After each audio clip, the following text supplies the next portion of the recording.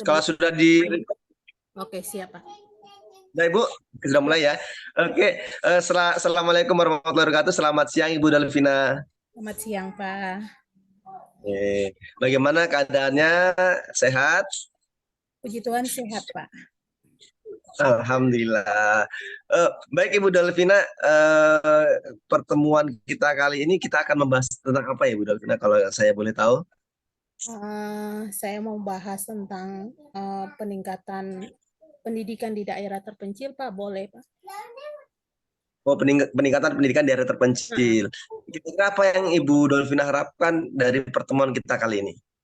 em, adanya kemajuan kemajuan pendidikan di sekolah saya karena kebetulan sekolah saya merupakan sekolah terpencil, jadi mau adanya eh, semacam kemajuan di sekolah. Oke, baik. Jadi menemukan solusi ya. Oke, oke, baik, baik. Oke, kemudian kemajuan apa yang Ibu tahu tentang kemajuan? Maksud saya kemajuan dalam hal apa sih yang Ibu ingin capai? Iya, yang kemajuan yang saya tahu itu karena di daerah terpencil kan biasanya itu untuk internetnya tertinggal, pembelajarannya juga tertinggal, banyak-banyak yang tertinggal. Kita tertinggal jauh dari siswa-siswa yang ada di kota. Oke, dari lingkungan ya internet ya Bu ya. Iya. Oke. Bukan Kemudian cuma itu, Pak. Maaf, Pak, bukan cuma itu. Di tempat kami itu sumber daya guru dan kepala sekolah itu tidak loyal di sekolah. Mereka datang kepala sekolah itu kalau di sekolah saya itu datangnya tuh 4 bulan sekali. Kalau guru itu kebanyakan kan guru honor, saya dengan kepala sekolah saja yang ASN. Jadi guru honor itu mereka datang suka-suka mereka saja, Pak. Jadi pembelajaran di sana tidak efektif. Oke, kira-kira untuk mewujudkan sekolah yang maju, apa yang mungkin nanti Ibu Dolvina upayakan seperti itu? Itu yang pertama yang ingin saya wujudkan itu pertama itu tentang mengubah paradigma guru dulu. Nah, yang Oh, intinya kalau mengubah paradigma guru, mereka mau tidak berkorban untuk anak-anak yang ada di daerah terpencil. Karena itu butuh pengorbanan kalau pergi ke daerah. Karena rata-rata mereka sana tuh gaji honor mereka tuh kecil, cuma 500.000 per bulan. oke. Kira-kira untuk merubah paradigma itu, apa yang nantinya mungkin aksi apa, rencana apa yang Ibu jalankan untuk bisa merubah paradigma cara berpikir rekan-rekan guru di sana, Ibu? Ya, ini yang menjadi tantangan saya karena selama ini kehadiran guru itu kurang. Saya tidak tahu mau buat apa. Kebetulan waktu mereka datang itu, kalau mereka ada semua, saat kita mau mau buat pertemuan atau itu tidak ada kepala sekolah, saya kan tidak mungkin mengambil alih. Ini katanya nanti mereka katakan kepada saya bahwa saya ini monopoli, walaupun saya statusnya sebagai wakasek. Kira-kira kapan Ibu untuk aksi yang sudah dirancang tadi untuk memberikan pemahaman tentang perubahan paradigma berpikir rekan-rekan guru. Kira-kira kapan ini aksi ini akan dilaksanakan, Ibu? Saya memang sudah rencananya dari lama, Pak. Cuman saya untuk konfirmasi dengan kepala sekolah itu agak susah. Kepala sekolah, ketika saya sudah konfirmasi dengan kepala sekolah, saya ketika ada satu dua guru yang hadir, ketika saya mau kita buat semacam evaluasi begitu untuk kita punya kinerjanya, itu kadang-kadang kepala sekolah tidak ada, kadang cuma satu dua guru. Nah, itu jadi tidak efisien. Sedangkan yang anak-anak butuhkan ini kehadiran guru, Pak. Bayangkan saja, saya mengajar semua mata pelajaran, padahal saya ini guru matematika. Saya ajar semua mata pelajaran, jadi pembelajaran yang saya gunakan di kelas itu, setiap hari kita belajar cuma satu mata pelajaran, umpamanya matematika dari pagi sampai siang. Setelah saya dari kelas ini, saya pindah ke kelas sebelahnya, jadi setiap hari karena memang saya sendiri yang mengajar, itu yang bikin saya agak agak bingung, kira-kira kalau saya kerjanya sendiri, bagaimana sekolah ini bisa maju? Oh, itu jadi masalah, Bu ya. Ya, Kira-kira dari sini sudah jelas ya. Saya juga bisa nangkap tadi sudah direncanakan ya sebenarnya untuk bertemu dengan rekan guru, untuk merubah mindset berpikir, tapi belum terrealisasi ya Bu ya. Ya, itu karena kehadiran Berat. kehadiran rekan guru dan kepala sekolah itu. Kira-kira untuk ada upaya lain enggak, selain mengharapkan kehadiran atau untuk mendatangkan guru secara bersamaan begitu di sekolah Bu? Iya, Pak. Supaya momen. Oh iya, Pak, untuk mendatangkan, kalau saya secara pribadi saya bisa mendatangkan dari luar, Pak. Karena ada banyak teman-teman saya yang mau ke sekolah. Tapi masalahnya nama-nama guru yang sudah terdata di Dapodik itu kan tidak mungkin kita keluarkan kan. Nah, sayang kan, Pak. Jadi kalau saya harus bawa baru berarti ada penumbukan. Nah, ini yang saya mau supaya mereka yang sudah terdata di Dapodik itu biarlah mereka yang nanti datang untuk mengajar. Nah, yang saya sudah lakukan kemarin, saya koordinasi dengan orang tua. Nah, karena memang tempat tinggal itu merupakan suatu hal yang penentu. Tapi setelah dikonfirmasi dengan orang tua siap menerima dan mereka dengan senang hati menerima. Untuk tempat tinggal itu sudah tidak ada masalah, Pak. Dan untuk biaya kemarin memang untuk karena kami punya sekolah jaraknya Bapak, bayangkan kalau dari rata-rata guru yang mengajar di sana itu bukan satu kecamatan, beda kecamatan bahkan juga beda kabupaten. Jadi mereka punya biaya untuk sampai ke sana itu bisa sampai 1 juta. Nah, itu yang menyebabkan mereka tidak datang. Lalu kemarin ada kebijakan dari Bapak Kepala Sekolah. Kepala Sekolah sudah mengusulkan mereka punya NUPTK, makanya mereka dapat tunjangan terpencil. Jadi memang sudah lumayan. Mereka punya tunjangan terpencil untuk honor itu 1.500.000 ditambah mereka punya gaji honor 500 berarti sudah ada 2 juta. Nah, yang sudah dapatkan itu saja mereka belum datang, Pak. Nah, Oh, begitu. Kira-kira untuk membangun komitmen ini, Bu, karena kan Ibu sudah ada gambaran juga ke depan akan merubah paradigma berpikir. Kira-kira siapa yang bisa diajak kerjasama untuk membangun komitmen ini, Bu? Komitmen yang sudah dibuat sama Ibu untuk merubah paradigma atau berpikir guru untuk melayani kepada siswa, kan tadi kok yang saya tangkap seperti itu. iya, Kira-kira siapa yang bisa diajak kerjasama untuk membangun atau menjaga sama-sama komitmen ini, Bu? iya. Yang pertama Siapa? itu komite sekolah. Karena komite sekolah itu berperan aktif.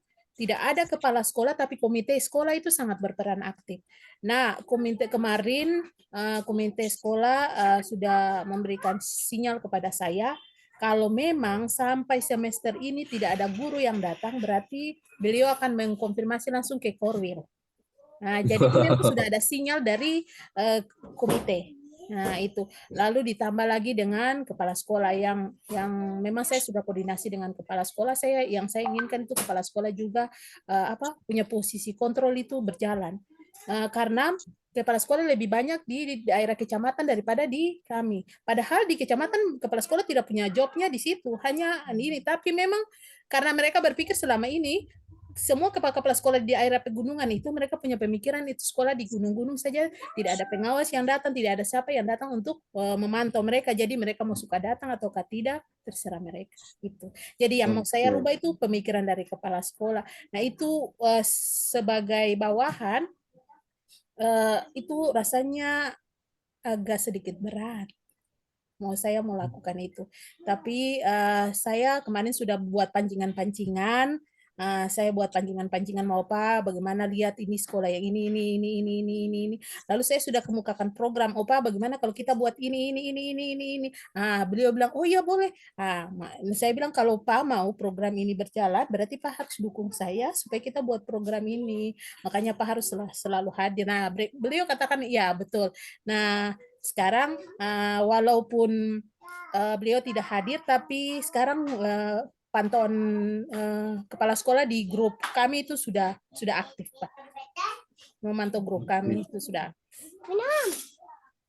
Terima kasih Bu Dolvina, saya sudah menangkap. Kalau boleh saya simpulkan tadi yang Ibu sampaikan terkait permasalahan di sekolah Ibu, bahwasannya tentang paradigma berpikir rekan-rekan guru, kemudian juga utamanya adalah kehadiran guru sehingga berdampak kepada proses pembelajaran di kelas Ibu ya. Iya, betul. Oke, kemudian coba membangun komitmen dengan mengajak komite sekolah dan juga sudah coba menghubungi kepala sekolah seperti itu ya. Saya doakan semoga apa yang sudah dibangun sama Ibu bisa berjalan dengan lancar, kemudian teman-teman yang lain juga tergerak untuk sama-sama melakukan panggilan jiwa ini memenuhi tugas tanggung jawabnya. Mungkin Amin. Ibu ada apa yang apa namanya dari pertemuan kita hari ini, apakah sudah cukup apa yang Ibu ingin apa namanya capai dalam tujuan dari pertemuan ini, apakah sudah tercapai Ibu menurut Ibu? Iya, menurut saya sudah. Yang pertama itu saya harus mengubah dulu paradigma guru-guru, dan yang kedua saya harus berkomunikasi atau dengan kepala sekolah dan juga dengan komite, karena mereka punya peranan penting dalam memajukan pendidikan. Jadi kalau saya berarti saya punya intens untuk komunikasi dengan kepala sekolah dan komite itu harus selalu terjaga, dan saya akan membangun kesadaran itu lewat memberikan chat-chat pribadi kepada guru-guru di chat pribadi mereka masing-masing. Dan satu hal yang saya akan buat terus, saya akan memposting semua kegiatan belajar yang ada di sekolah. Saya posting di grup FB, saya tandai semua guru-guru yang ada supaya mereka melihat, supaya mereka merasa terpanggil untuk datang ke sekolah. Luar biasa sekali Bu. Saya ini saya rasa sudah cukup Bu ya, alur tirtanya, mungkin bisa di stop record. Oh ya, boleh Pak. Sebentar. Ya, di mana lagi dia punya stop recordnya, di mana? Ada Ibu, sudah ketemu? Siapa? Oke. Ya, sudah. Ya, selamat siang Pak. Apa kabarnya hari Oke, selamat siang. Ya, Ibu. Hari ini ada kesempatan, bisakah kita berbicara? Pak bisa berbicara dengan saya akan memberikan beberapa pertanyaan untuk Bapak, dan Bapak boleh siap untuk menjawab untuk beberapa menit ke depan. Oke, baik. Baik Bu, baik bisa. Kira-kira apa yang mau Bapak bicarakan? Apa yang mau Bapak bicarakan saat ini?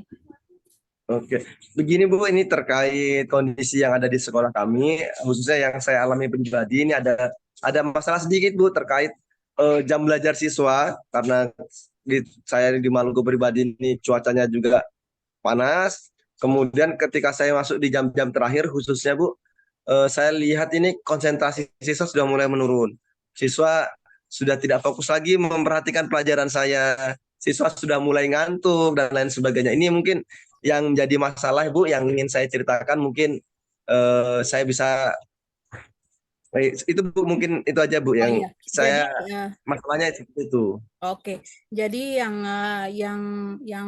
yang akan kita bicarakan kali ini tentang jam belajar siswa ya di akhir, karena biasa di akhir-akhir pembelajaran itu siswa itu pada mengantuk sehingga mereka tidak fokus. Jadi ini tentang Betul sekali Bu. fokus siswa di jam-jam pembelajaran terakhir. Nah, Betul kira-kira sekali Bu. ya apa yang karena suasana di siang hari itu pasti panas, lapar. Kira-kira apa yang Bapak bisa lakukan supaya pembelajaran itu lebih menarik? Oke. Sepertinya kalau kita menarik, saya sempat terpikirkan Bu, untuk apa ya, membuat suasana ini menyenangkan.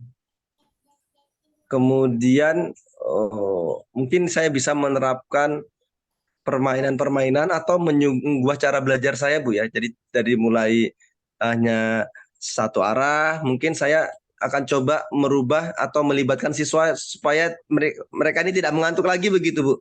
Oh iya. Mungkin mereka bisa bergerak. Nah, nanti ini mungkin menjadi PR saya Bu, supaya mendesain pelajaran yang melibatkan siswa untuk terlibat dalam pembelajaran aktif.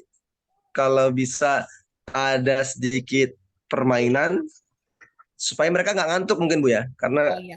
karena ya seperti itu Bu ya. Oh ya, jadi memang betul yang Bapak katakan bahwa supaya bisa lebih fokus permainan itu nih. Nah, kira-kira permainan apa yang akan Bapak buat dalam kelas, atau perubahan apa yang akan Bapak buat di kelas?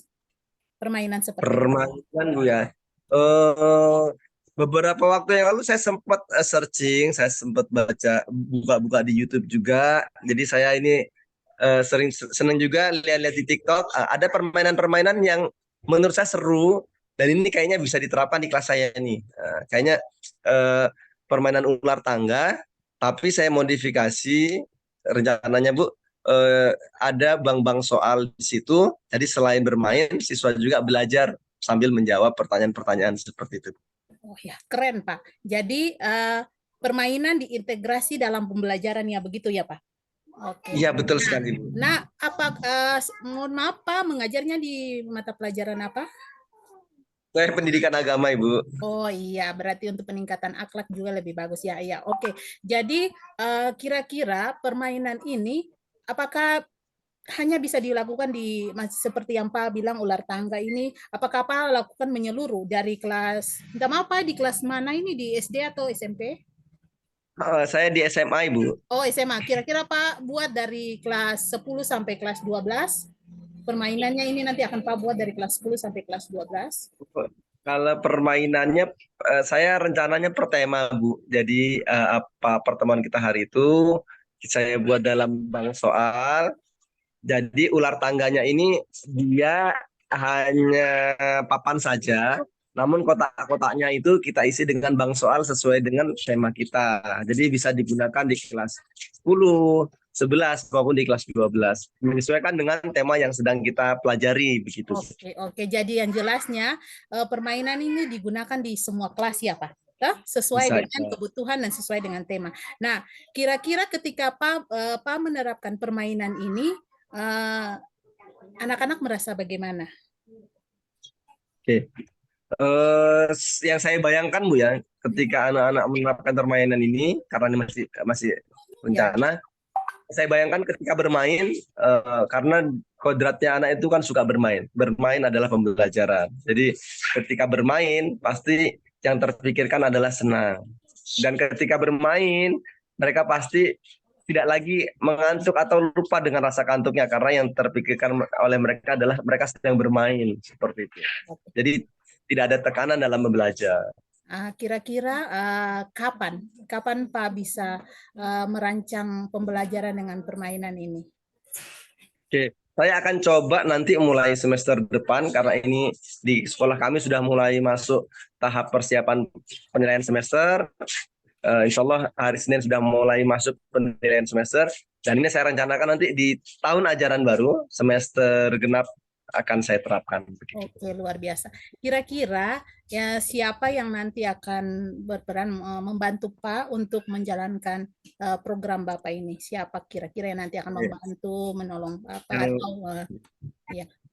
Yang pertama adalah kepala sekolah tentunya karena beliau selaku pengambil kebijakan, karena ini juga pasti nanti membutuhkan dukungan sarana dan prasarana seperti itu. Mungkin kita usulkan nanti untuk mencetak ukuran ular tangga dalam bentuk besar supaya bisa dimainkan bersama-sama di tengah-tengah kelas seperti itu. Oke, mungkin seperti itu, Bu.